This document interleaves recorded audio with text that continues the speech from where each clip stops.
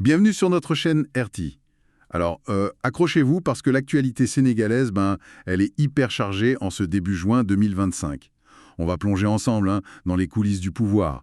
Il y a de la diplomatie, un dialogue national avec des conclusions, on va dire intéressantes, et puis des tensions économiques bien palpables et des réformes qui s'annoncent. Au menu aujourd'hui, on a la préparation d'une visite clé en Chine.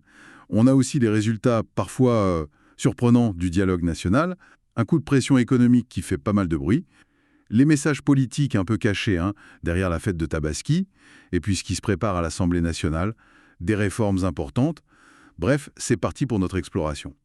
Et n'oubliez pas, abonnez-vous et likez. Franchement, ça nous aide énormément. Bon, on commence par l'international.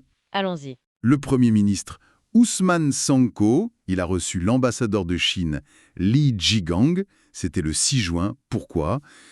Pour préparer sa visite officielle en Chine. C'est prévu fin juin, du 22 au 27.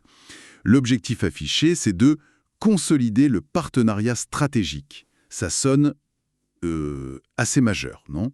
Ah oui, absolument. C'est même fascinant, je trouve, de voir comment ce nouveau gouvernement s'active très vite sur la scène internationale. Cette rencontre et puis la visite qui va suivre, ça montre une volonté très claire de renforcer les liens avec Pékin.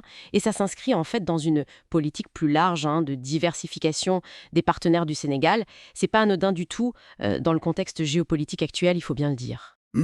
D'accord. Diversification donc. Restons au Sénégal alors. Avec ce fameux dialogue national. Il s'est terminé le 4 juin. Les résultats sont tombés et c'est contrasté, on peut dire. Le facilitateur Dr Cheikh Gueye, lui, il parle de victoire de la République sur elle-même. Bon.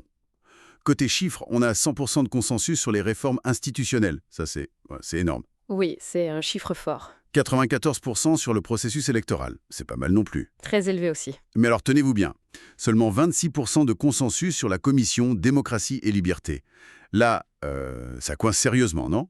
Qu'est-ce que ça veut dire ? Ah oui, et ça c'est le point crucial. C'est même le chiffre qui saute aux yeux. Ce faible consensus sur les démocraties et libertés, ça soulève une question vraiment importante, mais sur quel point précis, en fait, les acteurs n'ont pas pu s'entendre. Ça pourrait indiquer des lignes de fracture, assez profondes sur des sujets très sensibles. On peut penser aux libertés publiques, peut-être au rôle de l'opposition, l'indépendance de la justice.